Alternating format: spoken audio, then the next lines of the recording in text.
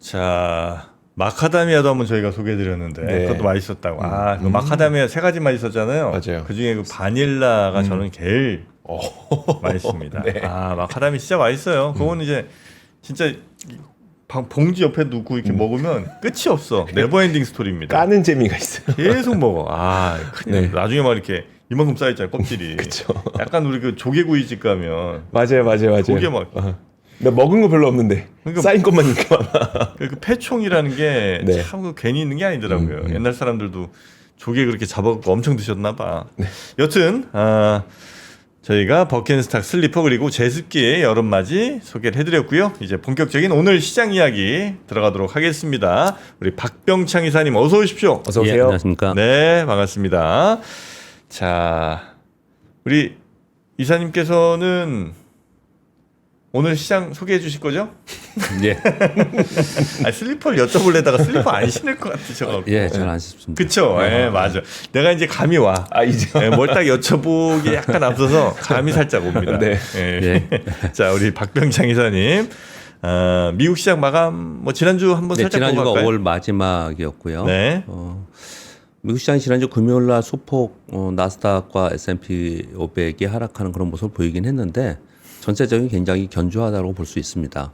지난 금요일에도 장중에 하락폭이 S&P 500 기준으로 1% 이상 하락이 좀 있었는데요.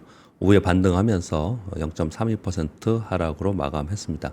전반적으로 보더라도 지난주 화요일 날 미국 시장이 큰 폭으로 상승을 했죠.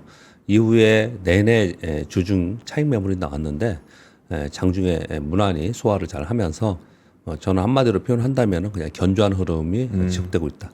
이렇게 설명을 드리겠습니다. 지난주 네. 금요일 날 노이즈가 나왔던 거는 중국과의 관세 협상이 지금 난항을 이제 겹치고 있다. 이런 얘기들이 지금 나왔습니다. 그래서 시장이 좀 안 좋았는데 후장 들어서는 이제 트럼프 대통령이 직접 시진핑과 통화를 할 것이다. 그래서 해결하지 않겠냐. 이런 얘기들이 나오면서 다시 좀 반등하는 그런 모습을 보였습니다. 그리고 내일 6월 4일부터 철강 알루미늄 관세 50% 인상한다는 이런 뉴스가 나오면서 다시 이제 관세발 노이즈가 시장에 작용을 하면서 흔들렸습니다. 그렇지만 저점으로부터는 반등을 좀 하는 그런 모습을 나타내서 전반적으로 좀 견조했다. 근데 지수는 신고지수 근처에 와 있기 때문에 여기서 노이즈들이 나오면은 시장이 조금씩 이제 주춤거리는 이제 그런 모습을 나타내고 있습니다. 네. 지난주에 우리 시장이 굉장히 좋았죠. 코스피가 4% 올랐습니다. 코스닥이 2.5% 올랐고요. 지난주 금요일은 하락을 했습니다. 지난주 내내 좋았거든요. 그런데 금요일 날 하락을 했는데 이건 역시도 이벤트에 의해서 그랬다고 보시면 될 것 같습니다. 금요일 날이 어떤 날이었냐면 MSCI 리밸런싱 하는 날이었습니다. 네. 금요일 날 되게 독특했죠. 그냥 하루 종일 매물 나오면서 뭔가 좀 약했지 않습니까? 네. 분위기 굉장히 좋다가 잠깐 말았네. 우리 시장 안 좋게 보시는 분들은 이렇게 생각을 했을 수 있었는데요. 그날 비차익 프로그램 매도가 1조가 나왔습니다. MSCI 리밸런싱이 있었던 날이고요. 그 리밸런싱과 함께 전반적으로는 매도가 더 우위였고요. 그런 가운데 추종하는 ETF들도 매도가 좀 나와야 되기 때문에 지난주 금요일에 약세는 이벤트로 인한 약세가 더 영향이 컸다. 그렇게 보시면 될 것 같습니다. 지난 한 주 동안 개인들이 1조 8천억 정도 매도를 했고요. 국내 기관들이 1조 8천억 정도 매수했어요. 그리고 외국인들은 금요일날 매도 때문에 116억 정도의 순매수로 지금 끝났는데요. 여기에서 이제 기관들 매수 중에 금융투자가 1조 8,600억 정도 순매수했습니다. 그러니까 프로그램 매수가 대부분 들어왔다. 그렇게 보시면 될 것 같고. 그리고 코스닥에서 외국인들이 3천억 이상의 순매수한 거는 2차전 이제 쇼커버 매수가 있었기 때문에 그렇습니다. 전반적으로는 지난주에 굉장히 강한 모습을 나타냈고요. 프로그램 매수가 이끌었고 금요일 날에 이벤트가 있었다. 그래서 지난주에는 2025년 올해 연중 고가를 돌파하는 굉장히 강세를 보였습니다. 주요 섹터 몇 가지만 보면은 반도체하고 자동차는 프로그램 매수 들어오면 이쪽에 들어옵니다. 시가총이 높으니까. 그걸로 인해서 이제 소폭 반등이 좀 있었고요. 2차 전지는 쇼커버 매수가 지난주에 있었습니다. 그래서 저점으로부터 좀 올라오는 모습을 나타냈고요. 원자력과 조선, 방산, 전력기기는 올해 주도 섹터예요. 계속해서 웬만하면 잘 안 꺾여요. 계속해서 이제 강세를 보이는 모습을 나타냈고요. 지난주에 가장 큰 특징은 지주사, 금융주, 저 PBR 종목들이 급등했습니다. 이것은 내일 있을 대선에 가까워지면서 거기에 따른 이제 수급이 몰리면서 이런 현상이 나타났습니다. 지난 한 주 동안 기대감에 의한 전반적인 큰 폭의 상승이 있었습니다. 매크로의 시장을 보면은 미국은 이제 역사적 신고일수 근처 왔고요. 뭐 상황 자체가 그렇게 나쁜 상황은 아닙니다. 이제 그럼에도 불구하고 이코노미스트 분들이나 오늘 뭐 제이미 다이먼의 워딩을 전해드릴 텐데 전반적으로는 경제 지표가 둔화되고 물가는 좀 오를 것 같고 그런 상황 속에서 재정 압박이 있고 국채 발행을 해야 되고 그래서 국채 시장에 대한 우려가 계속해서 나타나고 있는 상황입니다. 그래서 일단 이슈들에 대해서는 호황제들이 좀 있는 상태에서 그것이 강력한 악재라기보다는 이제 노이즈들이라고 지금 생각이 됩니다. 그래서 시장이 좀 빠지다가도 반등을 하고 또 올라가면 또 매물 맞고 이제 이런 현상이 지금 역사적 신고일수 근처에서 나타나고 있는 상황인 거고 그런 상황 속에서도 시장이 추세적으로 다시 뭐 급락하거나 이렇게 되지 않는 이유는 여전히 막대한 유동성이 뒷받침하고 있다라는 것을 보여주고 있습니다. 지난주에도 그 설명을 좀 드렸고요. 이번 주에는 ISM 제조 PMI와 22 금리 결정, 미국의 고용 보고서가 있습니다. 여기서 뭐 22에 대해서는 그동안에 계속 얘기가 있었고 이제 금리에 대해서 굉장히 완화적인 스탠스를 보여주고 있고요. ISM 제조 PMI를 좀 중요하게 볼 것 같습니다. 왜냐하면 미국은 지금 경기에 대해서 우려를 하고 있기 때문에 그렇게 보시면 될 것 같고요. 우리나라는 내일 휴장이고요. 금요일도 휴장이에요.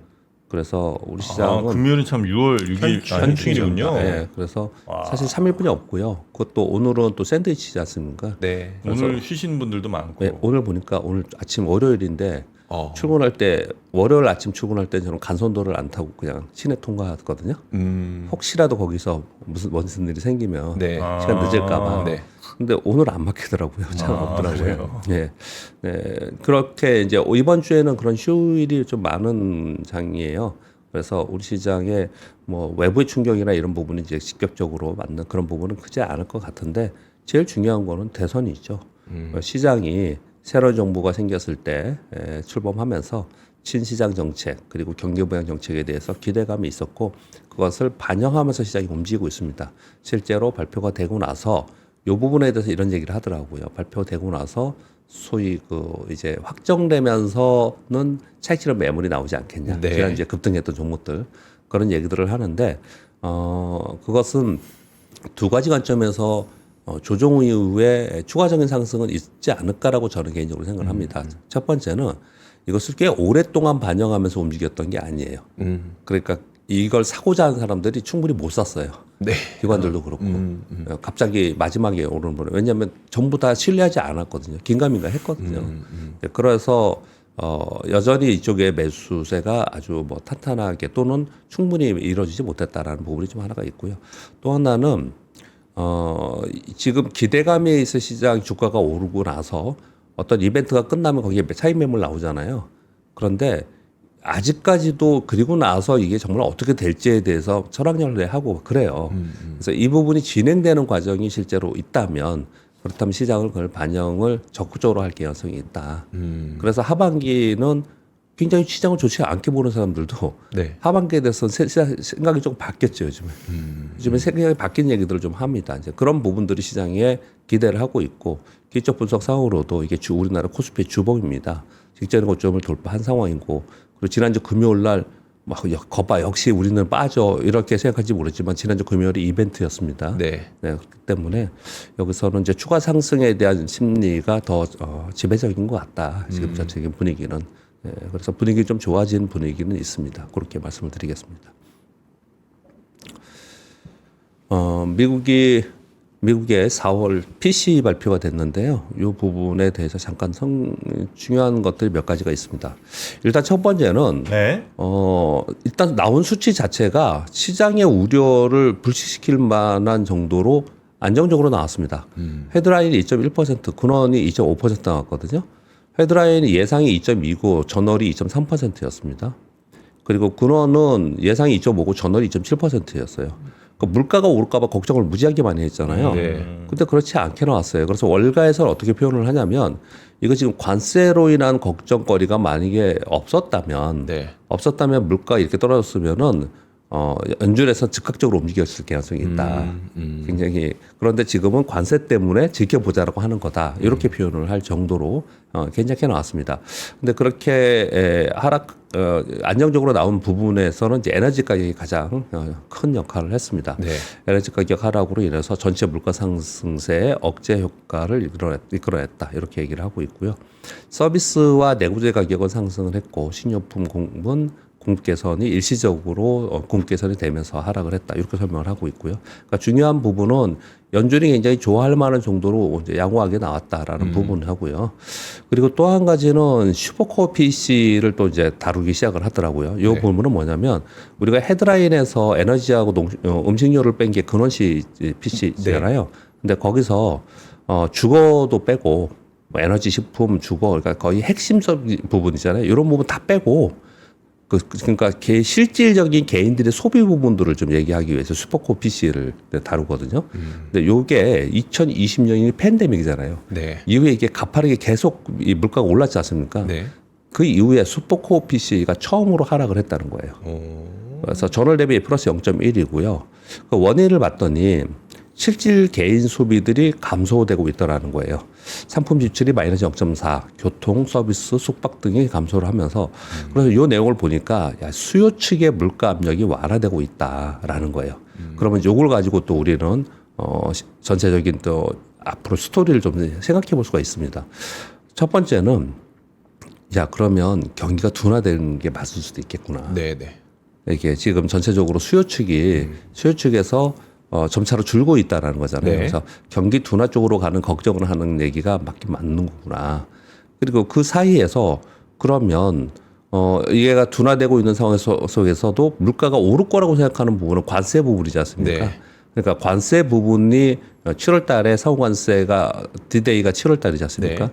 그 부분까지 지금 이제 협상을 좀 하고 있는데 이런 부분들이 어느 정도 해소되는 시장의 우려가 해소되는 그런 과정이 되면은 결국은 경기 쪽으로 더 관심을 연준이 갖게 되면 금리 인하를 할 수 있는 거고.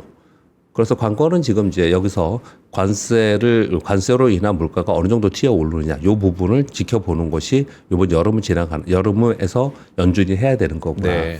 그리고 월가에서도 지금 계속 보고 하는 게 그거구나. 이렇게 지금 알 수가 있습니다. 이 데이터를 네. 보면은. 그렇게 그 부분은 그러니까 물가 부분하고 연준이 어떻게 할 것인가의 부분들은 어느 정도 이게 윤곽은 잡혀 있어요. 네. 윤곽은 잡혀 있는데 여름에 물가가 어느 정도까지 올라올지 이 부분에 대해서만 확인을 좀 하고 싶어하는 것 같다. 그렇게 설명을 하겠습니다. 거의 금리 인하가 연말로 미뤄지겠다는 판단이 12월에 한 차례 했다 그렇게 얘기 지금 하고 있는 그 전까지 상황이거든요. 확인이 안 될 테니까. 근데 물가 지표들 보면 그렇게까지 튀어오르지 않잖아요. 네. 그러니까 여름에 우려만큼 튀어주지 않으면은 생각보다 또 빨리 또 할 수도 있는 거예요. 왜냐하면 경기가 지금 둔화될 수 네. 있기 때문에 이제 그런 얘기를 지금 드리고 있는 겁니다. 네. 그리고 지금 우리 시장 오늘 뭐 우리 시장은 지금 분위기를 좀 잡아놨으니까 네. 그것보다도 이제 미국의 얘기 중에 뉴스 중에 제일 많이 나온 뉴스가 이 뉴스입니다. 제이미 다이먼이 레이건 미국 미국 경제 포럼에서 한 워딩들을 가지고 계속 얘기를 하는데, 미국 채권 시장에는 결국 균열이 생길 거고 위기가 올 것이다. 이렇게 이 포럼에서 얘기를 했습니다. 미국 연방 정부의 부채 증가에 대해서 곧 채권 시장이 균열이 생길 것이고 6개월이 될지 6년이 될지는 모르지만 위기는 온다. 코로나19 당시 정부 개입은 효과적이었지만 이후 과도하게 정부가 돈을 푼 것에 대해서는 과도하다. 이런 표현을 줬습니다. 이런 얘기를 계속 하고 있고 지난번에는 스태그플레이션 우려에 대해서 경고를 했어요. 시장에. 네. 근데 지금 이번에는 채권 시장에 대한 경고를 계속 하고 있는 상황인 거고요. 네, 이런 가운데 최근에 미국 하원을 통과한 트럼프 세제 법안은 향후 예산 적자를 2조 7천억 달러 정도 증가할 것이다라는 이제 얘기들이 계속 나오고 있었죠. 그래서 이것으로 인해서 채권 투자들은 미국 국채 매도로 대응을 하고 있었다. 이런 표현을 쓰면서 그래서 기자들이 물었습니다. 그럼 채권 자경단이 돌아왔냐라는 질문에 그렇다라고 답변을 하면서 현재 상황이 방치될 경우 달러의 기축통화 지위도 흔들 수 있다. 이 맨 마지막 이거는 그냥 정말 걱정스러워서 그냥 얘기하는 거고요. 공고한 얘기인 것 같고 채권 시장에 대해서 이제 얘기가 굉장히 많습니다. 계속해서. 네. 이 채권 시장 얘기를 하실 때 여러분들 보도를 보실 때 동시에 뭘 같이 봐야 되냐면 일본의 채권 시장을 봐야 됩니다. 일본의 채권 수익률이 계속 오르고 있거든요. 일본의 채권 수익률이 계속 오르면서 그러면서 제일 걱정하는 게 뭐냐면은 일본의 배당 수익률이나 네. 아니면은 그러니까 한마디로 표현하면 주식 시장에서 수익을 올릴 수 있는 퍼센테이지가 기대 수익률이 있을 거 아니에요. 네. 그 기대 수익률과 비슷하거나 그 위로 만약에 국제 수익률이 올라가면 채권 수익률이 올라가 버리면 안정적인 채권을 하지 위험 자산은 주식 시장에서 할 이유가 없잖아요. 네. 그렇게 됐을 때 채권발 주식시장의 위기가 올 수 있다라는 얘기를 하는 거거든요. 미국 예를 만약에 들면 이제 일본이 그렇다는 거. 일본은 지금 실제로 그런 걱정을 하고 있거든요. 네. 그러니까 미국 시장에서도 자꾸 이제 이런 얘기들이 계속 나온다는 얘기는 제가 볼 때 제이미 다이몬 같은 분의 얘기들은 실제로 경고를 미리 하기 때문에 안 온 경우가 되게 많이 있어요. 네. 그러나 실제로 그 상황이 닥치지 않는다 하더라도 그런 상황에 대해서 우리는 체감하지 못하는 것들을 체감하면서 사전에 경고하는 거거든요. 그래서 없던 걸 갖고 얘기하지 않는다는 얘기예요. 네. 제 표현은요. 그래서 지금 현재 이런 상황은 지금 진행이 되고 있다라는 네. 거예요. 그래서 올해 하반기에는 아마 채권 시장 얘기를 제일 많이 하지 않을까라는 생각을 해요. 이게 한 차례 이런 텐트럼이 있었습니다. 트럼프 취임하고 나서 네. 한 차례 이런 일이 있었고요. 채권 수익률이 갑자기 급등을 해서 채권 가격이 폭락하면 우리가 지금 채권 시장에서 직접 거래를 하지 않는 분들은 모르겠지만은 우리 투자자분들도 미국 국채 사신 분들 굉장히 많습니다. 네. 굉장히 많거든요. 그래서 이제 질문을 저도 이제 받기도 해요. 이거 어떻게 얘기냐. 아니, 10년 만에 국제 수익률을 떨어뜨리는 걸 목표로 한다라고 베선 장관도 그렇고 계속 그러잖아요. 네. 또 올랐지 않습니까? 그래서 채권 가격이 떨어졌어요. 네. 그래서 지금 미 국채에 투자를 하고 계시는 분들은 채권 가격이 떨어져가지고 지금 이걸 저기서 손절매 해야 되는 건지 하반기에 괜찮을지 이런 고민들을 많이 하고 계시거든요. 네. 그런 고민들에서 더 나아가면은 이런 문제가 생긴다는 얘기를 좀 하는 거거든요. 네, 그런 부분들에 대해서도 같이 봐야 되는데 왜 채권 시장이 주식시장보다 훨씬 큰 시장이고 네. 그쪽에서 펀드의 입장에서 보면 채권에서 어떤 문제점이 생기잖아요. 왜 우리의 펀드에서 보면 옛날 PF발 문제가 생기면 네. 그러면 증권사들이나 펀드들의 문제 생기고 조그만 부동산 위주의 자산 운영을 했던 자산 운용사들은 그냥 디폴트 됩니다. 그렇거든요. 그래서 채권 시장에 만약 그런 일이 발생이 되면 주식시장에 직접적으로 영향을 줍니다. 그래서 이 부분에 대해서도 뉴스블로그 여러분들 보셨으면 합니다. 자, 그런 와중에 트럼프 대통령은 대형 은행의 자본 규제 완화를 추진하고 있다고 합니다. 이걸 하겠죠, 당연히. 이건 당연히 할 거라고 생각해요. 그러니까 은행의 자본 적정성 요건을 낮춰서 대출과 투자 여력을 확대하겠다는 거예요. 그래서 뭐 이렇게 하면 금융기관의 수익성이 확대된다는데 뭐 보도에는 그렇게 나오는데 또 반면에 금융시장 안전성이 우려가 되고 근데 그런 걸 다 떠나서 지금은 미국 국채 발행을 해야 되고요. 네. 감세 정책 때문에. 국제 발행을 했을 때 그 국채를 사줘야 되는 데가 있어야 되고요. 그럼 이제 은행이 사줘야 돼요. 이거 은행이 사줘야 되고. 그리고 두 번째는 타 국가에서 사줘야 되죠. 네. 그러니까 중국이나 일본이나 타 국가. 그런 협상을 지금 하고 있을 거고. 세 번째는 이걸 사줄 수 있는 수요를 만들어야 되잖아요. 네. 그게 스테이블 코인이잖아요. 근데 지금 그렇게 하고 있는 거예요, 지금. 그래서 그런 것들이 진행이 어떻게 되느냐에 따라서 하반기에 굉장히 중요하다. 재미다인 걸 예전에 걱정하는. 쭉 보면 예. 은행들을 이렇게 규제 쫙 풀어주다가 빵 한번 사고 터지고 예. 그래서 은행들 규제 쫙 조였다가 맞습니다. 또 이제 좀 시간 지나서 아유 어렵다 뭐 경제가 안 돌아간다 이렇게 쭉 네. 하다가 또 은행 규제 쭉 풀어주고 빵 터지고 네. 이게 약간 좀 반복되는 거 아니에요? 반복했습니다, 계속. 그죠? 예, 계속 반복했어요. 이게 좀 좋지 않은 조짐 아닌가? 우리 미국식 자본주의 역사가 계속 그게 한마디로 표현하면은 그냥 직관적으로 표현하면은 이 자본시장은 버블을 만들었다가 버블이 너무 많이 생겨서 그게 일정 정도 버블이 터지면 또 안 좋다가 또 안 좋으면 또 다시 받는 이게 반복의 역사라고 하지 않습니까? 네. 그런 것들이 있죠 지금. 자 그리고 그러니까 이제 제이미 네. 다이먼 같은 분은 네. 그런 걱정을 하는 거예요. 장기적으로 보면서 그런 걱정을 하는 거다 이렇게 보시면 될 것 같고요. 일론 머스크가 테슬라 로봇을 내년에 화성 진출 예정이라는 이제 보도가 좀 있었습니다. 그래서 이거 관련된 테마가 이루어졌었어요. 그래서 이 뉴스를 좀 가져왔고요. 화성 이주와 화성에서의 자급자족 생태계 구축을 위한 장기 계획을 가지고 있죠. 여기에서 옵티머스를 화성에 파견해서 기술 시험 및 기지 구축을 준비할 것이다. 언제? 내년에. 그리고 내후년에 첫 유인 탐사선을 화성에 도착시킬 거고, 그리고 30년에 대규모 건설 프로젝트를 시작할 거고, 33년쯤 되면은 거기에 연간 최대 500회면 뭐예요? 계속 왔다 갔다 하게 해서 현지 자원 채용 및 활용을 할 것이다. 이런 얘기를 일주일에 10번씩 발사하는 거예요. 예, 지금 그런 계획을 지금 얘기를 좀 하고 있는 상황에 있습니다. 근데 우리 그 주식시장에서는 이 부분에 대해서 테마를 이루면서 이런 것들에 대해서 관련된 기업들이 많이 움직이고 합니다. 근데 네. 이거는 다른 뭐 우리 뭐 로봇 얘기하고 자율주행 얘기하고 그랬지 않습니까? 네. 그런 부분보다는 오히려 더 시장에서는 가능성이 있다고 생각하는 것 같아요. 이 부분은 오히려 더. 화성 이거요? 예, 예. 더 가능성이 기술 교환에서 가능성이 있다고 생각을 많이 하는 것 같아요. 그래요. 예. 그래서 관련된 기업들에 얘기하는데, 근데 우리는 체감적으로 많이 못 느끼는 거는 그런 관련 기업들이 흔하게 우리 투자하는데 많지 않잖아요. 네. 많지 않잖아요. 이제 그렇게 생각을 하는 것 같은데 좀 먼 일이라고 생각을 하지만 일단 로봇이 화성에 진출하는 건 내년이라고 지금 이제 계획을 좀 하고 있는 상황이기 때문에 로봇과 인공위성 테마가 같이 움직이는 그런 현상이 좀 나타나고 있습니다. 화성을 쉽지 않을 것 같은데. 그리고 지난주 그 금요일 날 통신주가 상한가 간 거 아세요? 지난 금요일 날? 통신주요? 이거 정프로님 맨날 2차 전지 전에 맨날 푸념했었던 게 이거 아니었어요? 5G. 예, KMW 상한가 같고요. 진짜요? H테크 상한가 같고, 오일솔루션 12%, 뭐 통신주들이 막 이제 급등을 했어요. 정말 뜬금없이 갑자기 상승을 했거든요. 이 종목들이. 왜? 근데 그 좀 설명 드리려고 저도 갖고 온 거잖아요. 네네네.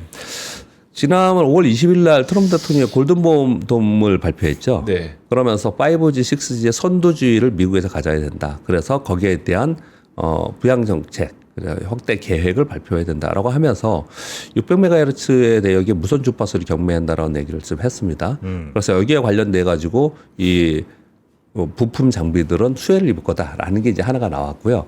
또 하나는 그거를 떠나서 요즘 얘기하는 걸 젠슨왕 얘기도 잘 들어보면 이 통신 중요성에 대해서 계속 얘기를 해요. 그래서 자율주행, 원격 진료, 스마트 시티 등의 그 AI의 기술 발전과 함께 통신의 속도와 안정성 개선이 필요하다는 얘기가 드디어 올해 슬슬 나오기 시작을 했어요.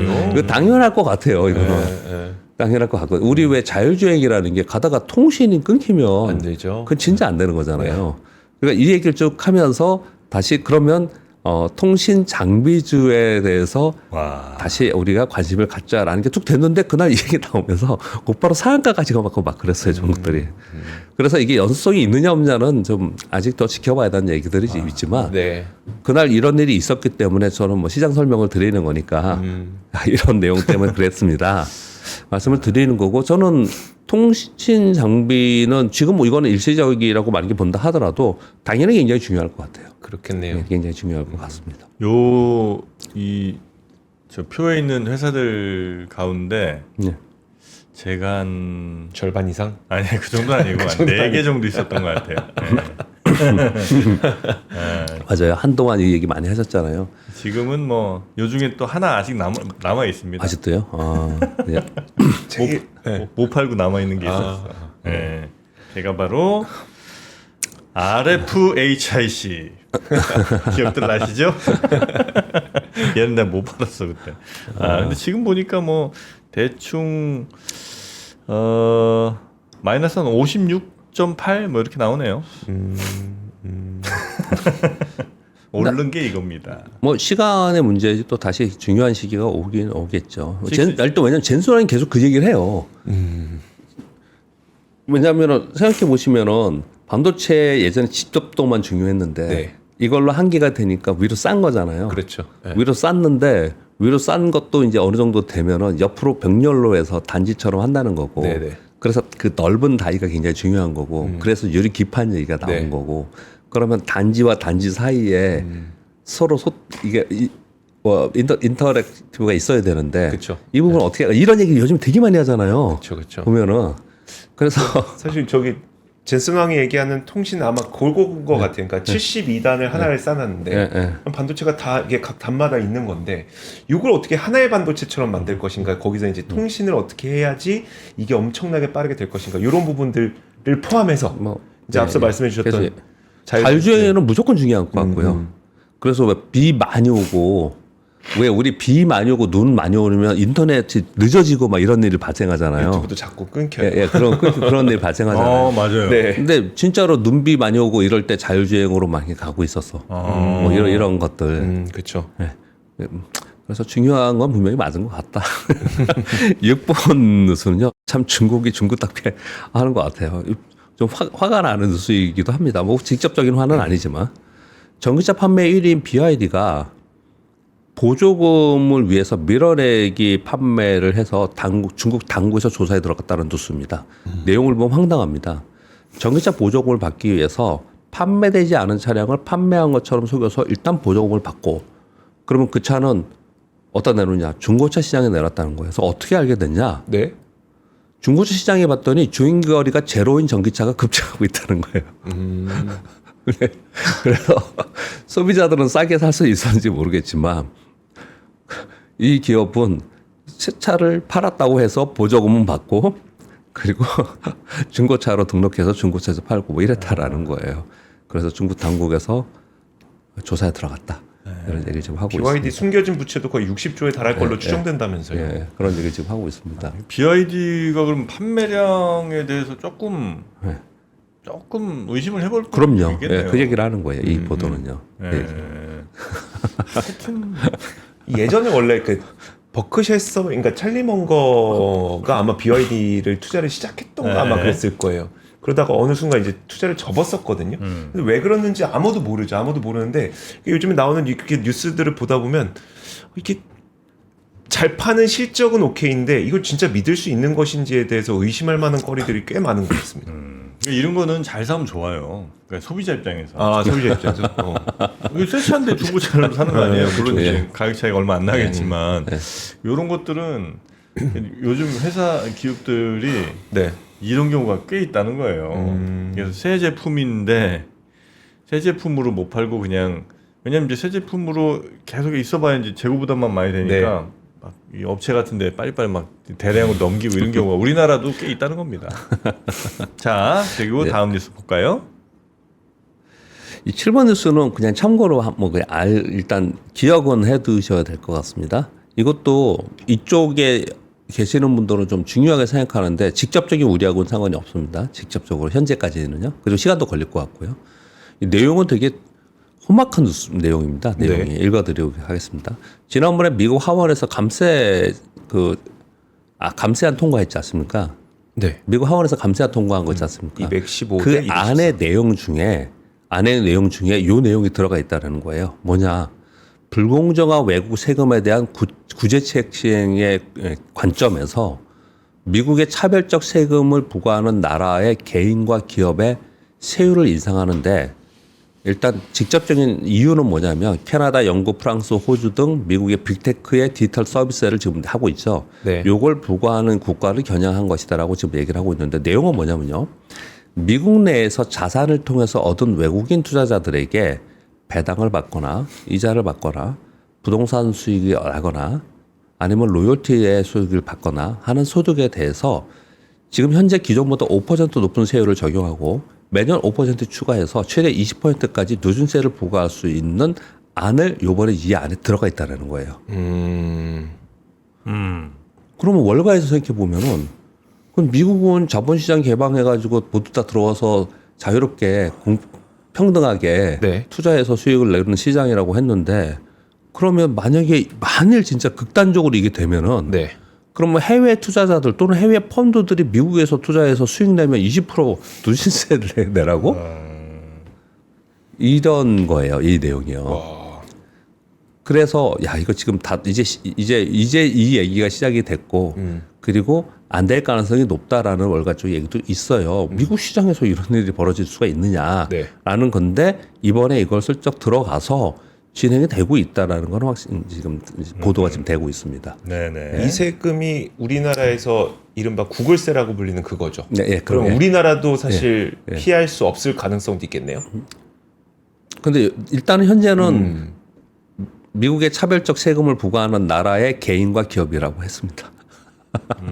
근데 이게 지금 유럽을 대상으로 그렇겠죠, 네. 타겟으로 했다라고 지금 얘기를 좀 하고 있는데 뭐 힘 약한 국가에는 뭐 할지 안 할지는 또 모르겠죠. 근데 네. 이게 되겠어요? 뭐 안 될 것 같지만 여튼 뭐 이런 이제 소식도 있다. 그래서 이 우려를 하고 있습니다. 어. 그러니까 알고는 좀 계셔야 된다는 생각을 이 뉴스는 계속 보셔야 된다는 예. 말씀을 드리는 거예요. 그리고 자 이건 마지막인데요. 뭐 내일 선거도 있고 해서 그냥 한번 이런 뉴스를 한번 가져봤는데요. 대한상공회의소에서 세대별 소비 성향 변화와 시사점 이런데 되게 이해가 안 되는 것도 좀 있습니다. 평균 소비 성향이 전 연령대에서 10년 전보다 하락했다는 거예요. 어떡하나 했습니다. 2014년도에는 73.6%였는데 작년에 70.3%로 약 3.3% 정도가 소비 성향이 떨어졌다라는 거예요. 그걸 봤더니 제일 많이 소비 성향이 떨어진 데가 60대인데 60대가 왜 69.3에서 62.4%까지 떨어졌는데 왜 이렇게 많이 떨어졌나 봤더니 주택비용 상승이라는 게 주택 가격만이 아니고 네. 뭐 저거 있지 않습니까? 주담대 이자 뭐 이런 전반적인 주택 비용에 대한 주택을 보유함으로써 받는 비용 상승하고 노후 불안 이런 부분들로 인해서 소비 성향이 굉장히 많이 떨어졌다는 거고요. 좀 이해가 안 되는 건 이거예요. 이거 보도 그대로니까요. 그냥 저는 좀 이해가 안 됐는데요. 네. 30대 이하는 이 10년 전보다 소득이 줄었다는 거예요. 월 평균 가처분 소득이 348만 원에서 346만 원 줄었다는 거예요. 소비도 같이 많이 줄었다라고 얘기를 좀 하고 있거든요. 그럴 수 10년 있나? 전보다 네, 그럴 수가 있나? 소득. 왜 그런지 소득 자체가 줄었다고 예, 예, 절대 양 자체가 30대 약 이거 기사를 한번 보시면 그렇게 되어 있거든요. 네. 이유를 제가 이거를 뭐 빨리 지금 타이핑을 해서 네, 이유를 네. 곰곰이 생각을 못 해봤어요. 찾아보진 못했는데 근데 왜냐하면 우리 왜 최저임금이 오르잖아요. 네네. 최저임금이 올라서 이럴 수가 있는가 나 생각하는데 왜 그런지 모르겠는데 평균이라서 그런지는 또 모르겠어요. 네. 그러니까 평균적으로 취업이 안 돼서 뭐 잘 모르겠지만 아무튼 이 기사에는 네. 소득도 줄고 소비도 줄었다라는 거예요. 전반적으로. 그래서 이런 얘기를 하는 겁니다. 우리나라에 지금 내수 부진이 있잖아요. 네. 이게 소비 부진은 단순한 불황 때문이 아니고 우리 사회 전체 인구, 소득, 심리 등의 변화가 전체적으로 이렇게 이끌고 있다. 이런 얘기 좀 하고 있는 거고요. 저는 요까지만 말씀드리겠지만 저는 요걸 딱 보면서 몇 가지 문제점들이 우리나라에 확실하게 있는 거예요. 이 안에. 이 안에 보면은 그러니까 고용의 문제도 있고 네. 부동산의 문제가 있고 여러 가지 몇 가지 문제가 이 안에 지금 들어가 있습니다. 예, 네, 그런 예. 얘기들 좀 하고 있는 것 같습니다. 이게 이제 소득 전체 소득에서 이제 예를 들면 가처분 소득이라고 하는 거는 뭐 세금이라든지 보험료 뭐 예, 그렇죠. 어쩔 수 없이 나가야 되는 예, 요 돈들 빼고 이제 그렇죠. 우리가 그런 쓸 게 소득이- 많이 올라왔다는 얘기를 하는 거예요. 그러니까 그나마 정확히 얘기해서. 우리가 10년 전보다 당연히 월급도 오르고 물가 올랐으니까 뭐 돈 가진 얘기 떨어지면서 더 올랐겠지만 예. 아마 세금 나가고 또 예. 아까 말씀하신 그 부동산 해갖고 이자 나가는 거 있잖아요. 예, 그런 게 이제 많이 나가다 보니까 예. 가처분 소득은 줄어든 거 아닌가. 그렇죠. 그렇겠죠? 저는 그런 것까지 짚으려 안 그래요. 근데 정확히 짚어주셨는데 샐러리맨들의 불만도 되게 많습니다. 그래서 네. 우리가 얘기할 때는 저소득층에 대해서 얘기를 하고 또 네. 부자에 대해서 증세하는 거 얘기하고 양극단에 대해서 불평불만들을 얘기 많이 하지 않습니까? 네. 제가 불평불만 말 빼겠습니다. 비판 많이 하잖아요. 네. 근데 중간에 껴있는 샐러리맨은 아무도 얘기를 하지 않아요. 근데 중간에 있는 샐러리맨들은 예를 들어서 건강보험료 네. 빼냐면 계속 오르잖아요. 네. 건강보험료 오르는 부담도 엄청나게 크고 그리고 사실 소득세도 과표는 예전에 과표잖아요. 네. 네, 네, 네. 네, 그러니까 소득세도 계속 올라가고 있는 상황인 거고 그래서 전체적으로 보면은 과거에 우리 체감으로 느끼면 그래요. 그냥 이거 뭐 제가 너무 논리적으로 얘기하지 않겠습니다. 체감으로 보면은 예전에 10년 전, 20년 전에 지금보다 좀 덜 벌었지만은 지금보다 더 많이 썼어요. 그렇죠. 아, 그렇게 많이 느끼시지 않으세요, 여러분? 맞아요. 지금보다 잘 썼어요. 그냥 맞아요. 좀 먹고 그랬는데 지금은 예전보다 훨씬 타이트해졌습니다. 예전보다 그렇게 막 뭐 어디 가서 나 오늘 저녁 내가 살게 이런 거 좀 없어요. 아니 사면 털려요. 지금 너무 비싸서. 예, 예. 예. 예를 들어 10년 전에 500 그 명세서에 500만 원 버는 걸로 찍힌 사람이랑 지금 600만 원 번 걸로 찍힌 사람이랑 비교해 보면 예. 아마 20% 정도 소득이 늘었다고 치더라도 예. 훨씬 적을 거야 아마. 맞아요. 그죠? 맞습니다. 예. 예, 물가도 아마 20% 이상은 다 올랐을 건데 또 실제 우리가 쓰는 물가는 진짜 더 많이 올랐잖아요. 그러니까 뭐 전체 다른 물가랑 막 이렇게 다 평균 내니까 뭐 1년에 뭐 2% 3% 이런 거지. 그러고 보니까 그 생각이 드네요. 그러니까 주택 가격이 높아지니까 네. 우리는 항상 그 주택 가격의 뭐 40%에서 뭐 60% 정도까지 대출을 받잖아요. 네. 그럼 대출 받는 절대 금액 자체가 높아졌어요. 엄청나게 많이 높아졌어요. 그러니까 금리의 문제가 아니라 네. 가격 자체가 높아지니까 우리가 지불해야 될 이자가 네. 급격하게 늘어났네요. 네. 거의 그 수입의 아, 30, 40대 저희 회사도 그렇고 이렇게 얘기 들어보면 한 40살에서 40 중반에서 네. 얼마 전에 한 5, 6년 전에 집 산 친구들 있잖아요. 그 수익의 진짜 많은 부분들을 계속 그걸 내고 있어요. 보면은. 그러니까 어려워지겠죠. 알겠습니다. 자, 오늘은 여기까지 하고요. 내일 지나 우리 박병찬 이사님 모레 뵙도록 하겠습니다. 네. 고생 많으셨고, 그리고 그 네. NH투자증권의 오프라인 세미나 있잖아요. 네. 그거가 반응이 좋은 모양이에요. 계속 하시네. 하더라고요. 그래서 이번에는 6월 18일 네. 구미 그리고 일산, 아, 구미도 갑니까? 예, 구미 갑니다. 구미 가야죠. 예, 구미, 일산. 네. 그래서 그쪽에 계신 분들, 지역에 계신 분들은 한 번쯤 참고하셔서 신청하셔서 직접 또 오프라인 세미나 참석하시면 어떨까 싶습니다. 네. 자, 그러면 우리 박병찬 이사님은 여기서 보내드립니다. 대단히 고맙습니다. 감사합니다. 네. 미국 주식 투자 중이라면 집중해 주십시오. 현 시점 월가에서 가장 적중률이 높은 투자 전략가 탐 리가 지금은 과매도 종목과 섹터에 집중해야 한다 이렇게 말했는데요. 과연 그가 3프로의 미국 주식 컨텐츠 서비스 GIN에서 어떤 코멘트를 했는지 확인해 보시죠. 우리가 집중할 포인트는 바로 워시드 아웃 상태에 도달한 종목과 섹터입니다. 테슬라가 좋은 예시죠. 수요일에는 5% 상승, 목요일에는 3.5% 상승, 또 금요일에는 10%까지 급등했죠. 시장 예상보다 큰 서프라이즈입니다. 마그레티지도 비슷한데요. 두 종목 모두 워시드 아웃 후 깜짝 반등한 케이스입니다. 테슬라와 마이크레지 외에도 다양한 종목이 저희 보고서에 소개되어 있습니다. JP모건 출신 탐 리, 모건 스탠리 출신 마크 뉴턴, UBS 투자은행 그리고 바클레이즈 출신 타이웡, 뱅크 오브 아메리카 출신 벤하, 댈러스 연은 출신 다니엘 디마티노 등 이 월가를 움직이는 진짜 전문가들의 거침없고 날카로운 분석을 실시간으로 받아보는 유일한 방법 GIN 서비스를 이용하면 뉴스보다 빠르게 시장보다 앞서서 기회가 당신에게 가장 먼저 도착할 겁니다. 6월 12일까지 얼리버드 혜택이 제공되니 영상 아래 링크를 클릭하여 GIN을 시작하세요.